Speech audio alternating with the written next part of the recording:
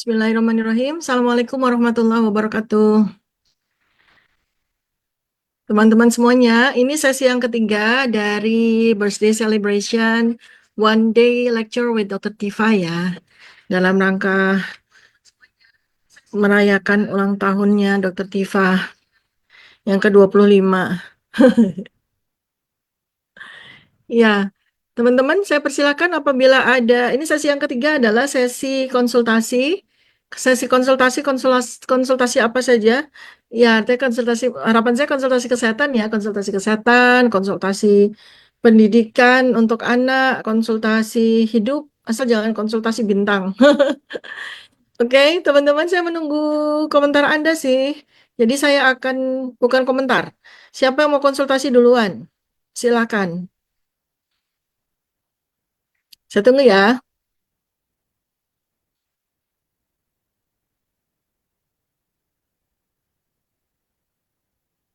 Sudah ada 3 yang hadir, Alhamdulillah.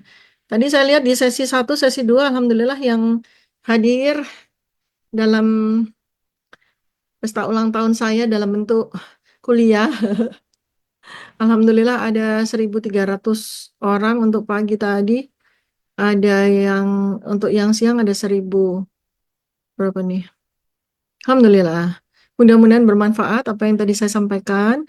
Walaupun mungkin bikin bikin jantung berdegup-degup, tapi mudah-mudahan Anda langsung realize ya dengan apa yang kita hadapi saat ini. Oke, teman-teman, ada yang ingin bertanya tentang masalah kesehatan atau apapun deh. Saya tunggu ya. Saya sambil bacain tadi komentar-komentar yang tadi. Formula rekomendasi saya untuk menghadapi pandemi berikutnya ya. Jadi memang tidak melulu dengan dengan COVID, tapi bisa digunakan untuk berbagai macam infeksi virus ya. Karena prinsipnya yang saya tulis dalam buku saya nih ya, Pandemi Pembelah Peradaban nih. Kalau yang sudah punya itu saya tulis di halaman 233 bab 7. Namanya tuh babnya kedokteran integratif, kekuatan komprehensif melawan virus. Ya. Jadi sebenarnya untuk melawan virus itu kita nggak bisa hanya menggunakan satu satu cara saja ya.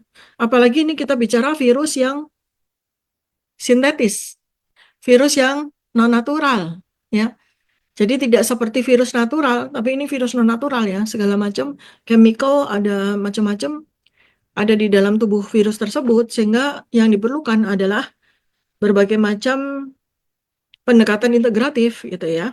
Pertama ya yang saya gunakan adalah Rempanusa. Rempanusa mungkin saya nggak tahu apakah tutorialnya masih ada, tapi ini sangat bermanfaat bagi nanti kalau memang ada pandemi lagi ya teman-teman. Dapur-dapur, dapur-dapur relawan silakan dibuka lagi nanti kalau memang pandemi. Saya nanti akan kasih tahu kalau memang masa pandemi itu betul-betul tiba. Nanti ada tanda-tandanya ya. Ada tanda-tandanya kapan tuh pandemi benar-benar datang atau ini cuma sebatas false alarm aja. Tapi sungguh pun false alarm, saya merasa punya kewajiban untuk sampaikan. Karena kan kita nggak pernah tahu.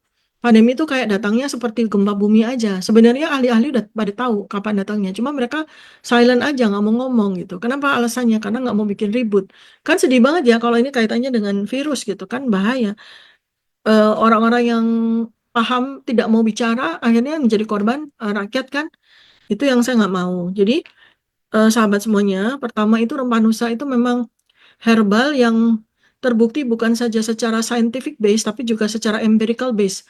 Artinya sudah digunakan ribuan tahun oleh nenek moyang kita dalam memerangi berbagai macam penyakit, terutama infeksi kan ya. Nah, rempah nusa itu isinya ada 7 komponen ya. Diingat-ingat aja, 7 komponen itu jahe merah, jahe putih, kunyit, serai, jeruk lemon, daun bambu, sama eh, gula aren ya. Nah, yang menarik dari Rempanusa ini soal daun bambunya ya. Daun bambunya ini bisa jadi bahan diskusi yang waduh seru sekali teman-teman. Ngomongin daun bambu tuh nggak selesai sampai sekarang. Bicara tentang daun bambu tuh nggak selesai sampai sekarang. Diobrolin terus yang seperti apa, yang ini, yang ini.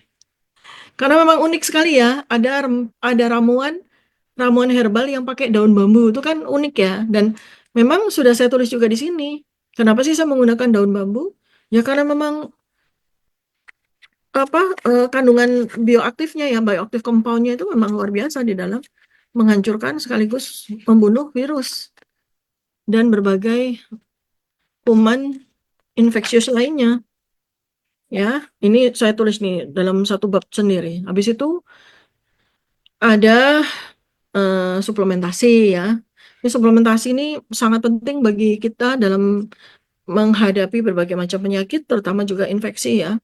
Saya menggunakan berbagai macam asam amino, kemudian vitamin D, kemudian N-asetilsistein, zinc, melatonin, vitamin C, vitamin B ya. Tergantung, pokoknya tergantung sama sakitnya, tergantung sama virusnya, tergantung sama bagaimana keadaan pasiennya. Perlu apa pasien itu? Misalnya contoh vitamin D aja. Vitamin D kan udah secara luas gara-gara pandemi itu jadi banyak yang pakai dan banyak tahu manfaatnya kan.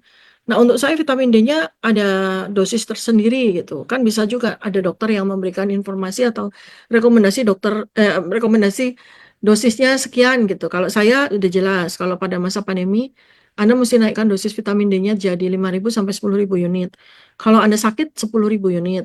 Kalau sakitnya berat bisa 20.000 unit ya. Disertai dengan zinc, disertai dengan mandi matahari ya untuk mengaktifasi dan beberapa suplementasi yang lain. Masih titipan pertanyaan, Dokter Tifa pakai apa lagi? Ya sesuai dengan kebutuhan aja. Karena kalau pada masa COVID itu kan komplikasinya itu yang berbahaya ya.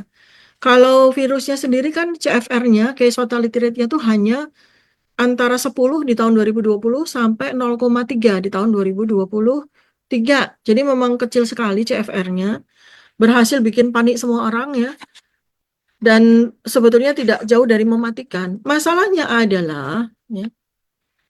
adalah pada COVID itu yang berbahaya bukan virusnya teman-teman, tetapi efek sampingnya, tetapi efeknya di dalam menghancurkan organ-organ penting dalam tubuh manusia. Makanya nggak heran komplikasinya itu sampai disebut sebagai long COVID ya. Long COVID tahu kan? Long COVID itu tiba-tiba tubuh mengalami misalnya organ jantung, pembuluh darah mengalami kerusakan sampai pembuluh darahnya, endotelnya juga rusak. Akhirnya orang tersebut mengalami hipertensi, bahkan kena stroke, ya macam-macam. Itu terjadi karena eh, muatan-muatan ya, muatan-muatan dari virus non natural ini yang menyebabkan reaksi yang sangat parah pada orang-orang yang mendapatkan yang mengalami infeksi. Terus kemudian vaksinnya gimana? Ya sebetulnya Anda semua tahu ya bahwa vaksin COVID ini kan eksperimentatif sifatnya. Apalagi yang platformnya mRNA dan memang tujuannya itu bukan semata-mata untuk memvaksin orang atau untuk membuat imunitas tubuh orang itu menjadi meningkat dan kemudian tahan ketika menghadapi infeksi berikutnya. Nggak kayak gitu gitu. Ya, seperti itulah pada waktu COVID. Kemudian saya juga di sini menulis ya, ini misalnya dalam bab vaksin, saya udah tulis, tapi nanti saya ada satu buku khusus ya, 330 halaman insya Allah, kontroversi vaksin. Jadi benar-benar yang bicara tentang kontroversi yang berkaitan dengan vaksin. Kalau yang saya tulis di sini, di bab 4 vaksin, ini adalah vaksin, cara pembuatan vaksin, ya mulai dari yang paling tradisional, dengan virus yang dilemahkan, dengan virus yang dimatikan, gitu kan, sampai kepada yang modern dengan menggunakan viral vector, kemudian menggunakan protein base, menggunakan DNA, dan yang terakhir adalah menggunakan messenger RNA ya, mRNA. Itu yang kalau Anda kenal itu vaksin-vaksin kalau di Indonesia itu suka disebut vaksin booster gitu ya. Kemudian tinjauan reflektifnya nih, tinjauan reflektifnya, benarkah pada vaksin itu digunakan fetal cell lines atau human cell lines atau janin manusia? Ini di sini juga sudah saya tuliskan ya. Mengapa menggunakan sel janin manusia, dari mana sel janin tersebut, kemudian kegunaannya untuk apa, itu juga sudah saya tuliskan di sini. Namanya tinjauan reflektif ya. Penggunaan human cell line dari janin manusia. Penggunaan sel lines dari janin manusia atau hewan. Human cell lines adalah sel-sel yang terbuat dari sel-sel organ janin tertentu. Dalam hal ini adalah manusia bisa monyet yang diubah menjadi sel yang immortal alias tidak bisa mati. Konsep ini dibuat dengan mengcopy ada satu sel namanya sel HeLa, yaitu suatu sel kanker yang telah terbukti memiliki kemampuan untuk hidup abadi.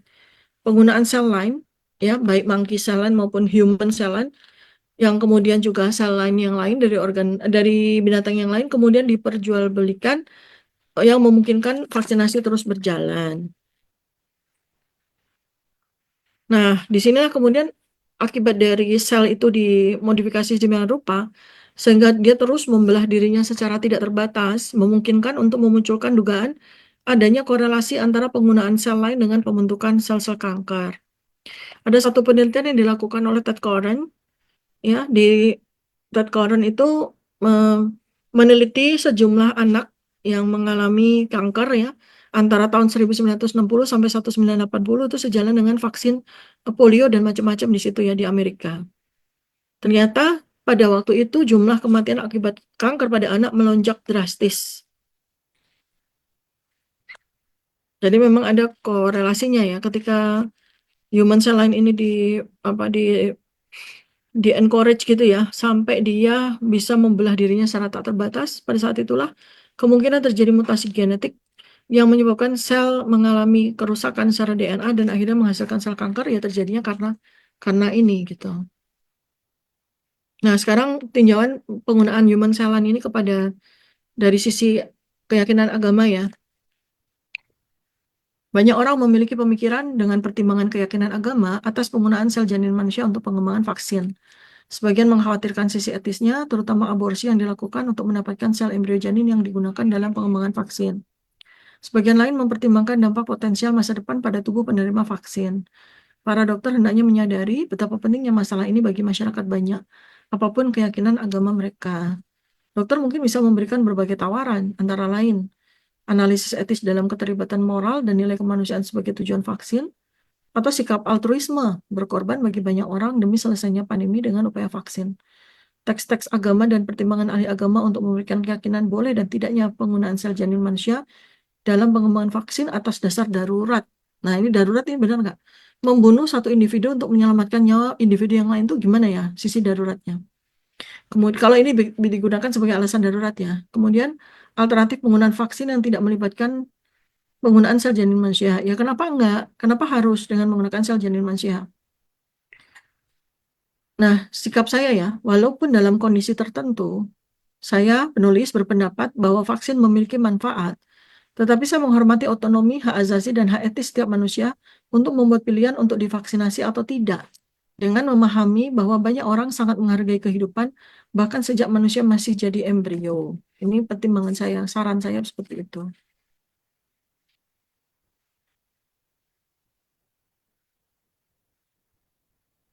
Jadi keputusan untuk memberikan vaksinasi kepada masyarakat, apalagi dilakukan secara massal, itu keputusannya harus dengan berbagai macam cara yang kalau cara-cara yang lain itu tidak bisa terjadi gitu ya, tidak bisa memberikan manfaat, maka baru vaksin itu menjadi sebuah opsi yang terakhir. Itu pun juga kalau saya sarankan, mengapa tidak setia ya dengan platform tradisional vaksin dengan virus yang dilemahkan atau dimatikan. Karena prinsipnya kan tubuh termasuki oleh sebagian atau fragmen dari virus, kemudian tubuh melakukan identifikasi, lalu tubuh akan membuat antibodinya. Kan sebetulnya seperti itu. Sehingga penggunaan berbagai macam teknologi, termasuk yang paling canggih yaitu paling modern yaitu apa yang platformnya mRNA, itu malah menimbulkan banyak sekali tanda tanya. Maksudnya adalah memang betul-betul untuk vaksin atau ada tujuan yang lain. Insya Allah itu saya bongkar ya tujuan yang lain itu di buku saya kontroversi vaksin.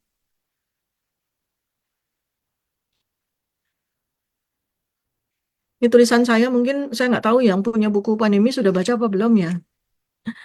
Alam membutuhkan berjuta-juta tahun untuk belajar menghasilkan sistem kekebalan yang kompleks bagi setiap makhluk hidup ketika terjadi mutasi genetik atas mikroba. Sehingga dia yang semula hidup berdampingan secara damai dengan inangnya, tiba-tiba menjadi monster yang membunuh inangnya sendiri. Virus memerlukan inang untuk menyempurnakan dirinya sebagai makhluk hidup dengan berkembang biak. Jadi virus itu membutuhkan inang untuk berkembang biak ya. Tanpa inang dia nggak bisa berkembang biak. Maka bagaimana mungkin sebuah organisme yang sangat membutuhkan segalanya dari si inang berniat membunuh inang yang menjadi tempat hidupnya.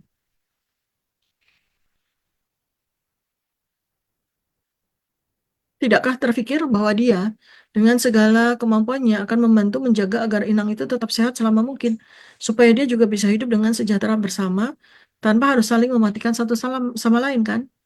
Kecuali apabila oleh suatu mekanisme buatan manusia membuat situasi artifisial. Salah satunya dengan vaksinasi ini terjadi suatu evolusi yang bersifat mendadak di mana peran virus dan manusia bukan sebagai mikroba dan inangnya, tetapi sebagai musuh dan korbannya. Maka keadaannya sangat berbeda.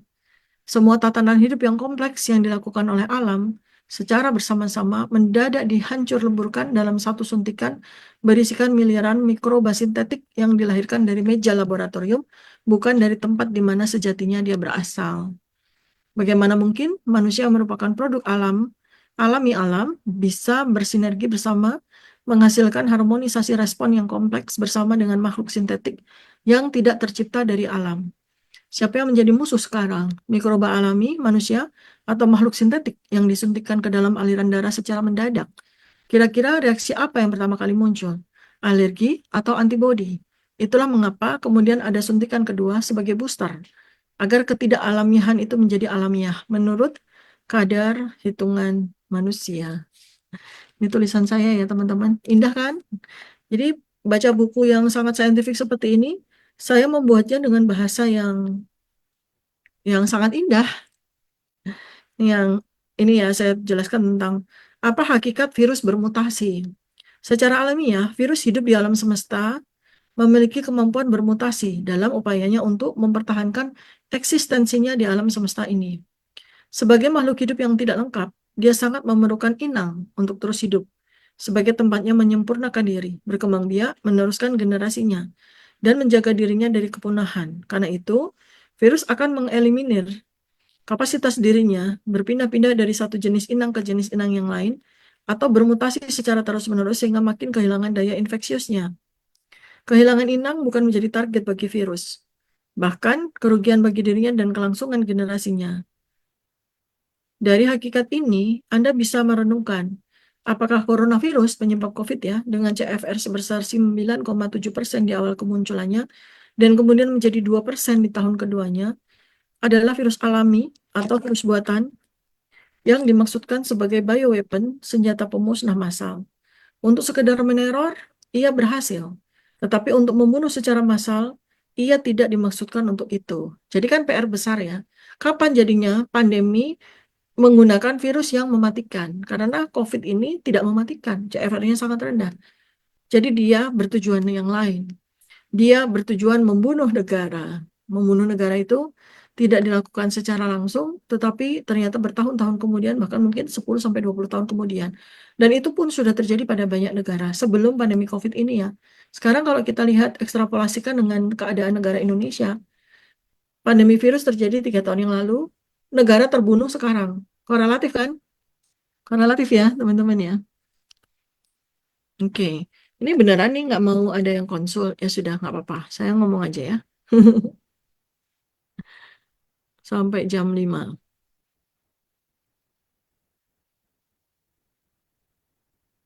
Hmm, Bu, ini kita, konsultasinya tentang Danantara. Kita ini aja Bu, belajar dulu, kuliah dulu tentang Danantara ya di YouTube saya ya, di RTF itu saya membuat video panjang lebar tentang Danantara. Jangan buru-buru melakukan gerakan apapun sebelum Anda tahu dengan persis apa sesungguhnya yang terjadi. Oke.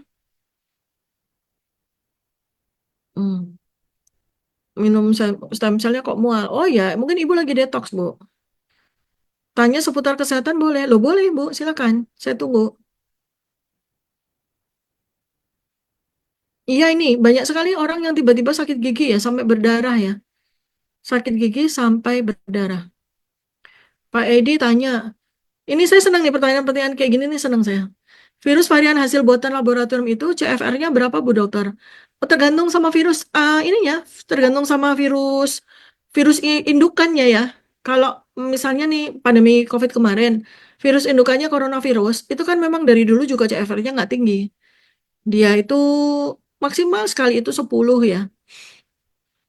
Jadi memang kalau dari sisi COVID ya, coronavirus yang dibuat, itu ditemukan virusnya itu pertama kali di inokulasi itu tahun 1964 ya. Ini memang bukan jenis virus yang CFR-nya tinggi, beda sama H5N1, beda sama virus flu burung, avian influenza ya, kan beda sekali. Karena itu memang mematikan sekali, CFR-nya sangat tinggi. Bahkan waktu yang keluaran yang versi yang tahun 2004-2005 itu CFR-nya 90%. CFR-nya itu 90%, bayangin 100 orang terinfeksi, 90% meninggal. Serem ya. Nah, yang sekarang ini yang sudah ada indikasinya dia keluar dari laboratorium, virus yang H5N1 ini, setelah dilakukan penelitian CFR-nya 30-50%. Cukup mematikan kan? Lebih tinggi dari demam berdarah ya, 30-50%. Artinya apa? Artinya eh, orang yang terinfeksi, kalau CFR dari virus H5N1 ini 30-50%, orang itu masih bisa menyebarkan virus tersebut karena dia bisa jalan kemana-mana dalam keadaan yang tidak sakit sekali, ya kan? Beda kalau yang H5N1 yang tahun 2004-2005 itu mematikan sekali. Begitu orang kena virus itu langsung udah nggak bisa kemana-mana ya. Hmm. Energi Dokter Tifa luar biasa. Alhamdulillah Pak. Memang kita harus sama-sama punya energi yang luar biasa ya, karena yang di depan mata kita tantangannya luar biasa, Pak. Jadi memang benar-benar harus kita menjadi orang yang luar biasa. Bu Lilis Andriani, indah sekali dok tulisannya. Alhamdulillah. Senangnya. Oke, kapan ada di Jogja perguruan tinggi yang bernama Tifauzia Institute?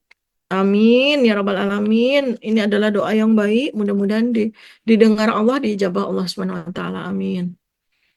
Ibu Lani, dok, teman-teman di tempat kerja sekarang ada yang batuk lama sembuhnya. Ya benar tuh. Kayak gitu sekarang ya. Anak saya juga ini batuk sebulan ya nggak sembuh-sembuh. Alhamdulillah udah sembuh sekarang. Ada juga yang baru sembuh batuk lagi. Imun tubuh menurun. Ya ini ada salah satunya ya. Salah satu sebabnya itu karena pada 3 tahun kemarin itu kita mengalami apa namanya immunity death. Death-nya DEBT ya, hutang. Immunity death tanpa kita sadari. Itu salah satu, bukan semua sebabnya. Jadi tanpa kita sadari selama 3 tahun kemarin pandemi itu kan kita hidup tuh sangat steril ya, kemana-mana pakai masker, kemana-mana cuci tangan dengan sangat serius, kita kita distancing ya, tidak mau tidak mau deket-deketan sama orang, kemudian kemanapun kita selalu cuci tangan, kemana aja kita selalu cuci tangan, kemudian masker terus, akhirnya yang terjadi tubuh kita kehilangan imunitasnya, kehilangan daya daya imunitasnya karena menjadi steril. Sehingga ketika maskernya udah dilepas, kemudian kita nggak distancing lagi, ya, itu ternyata imunitas kita itu saldonya kurang. Dan ini yang kemudian menyebabkan pada saat-saat sekarang atau udah kemarin itu, kalau sakit yang sebetulnya virusnya biasa aja, sakitnya jadi lama. Oh, itu. Iya, namanya immunity debt. Hutang imunitas. Saldonya kurang. Makanya nih saya itu sangat sedih ya ketika anak-anak itu malah dikasih masker dari pagi sampai keluar kelas. Aduh, untuk apa? Untuk apa? Serem banget saya. Itu yang membuat terjadinya immunity death itu pada anak-anak. Itu salah satu ya, salah satu. Salah duanya apa, Dok? Salah duanya yang memang sekarang ini lagi banyak multipandemi. Jadi banyak virus-virus yang berasal dari beberapa laboratorium itu sudah dikeluarkan secara bersama-sama untuk untuk ada yang sebagian itu untuk false alarm ya. Sebagian itu untuk false alarm, jadi memberikan tanda yang salah gitu. Ada sebagian yang memang disiapkan untuk pandemi berikutnya. Salah satunya adalah yang kandidat paling besar adalah kandidat yang paling kuat adalah H5N1.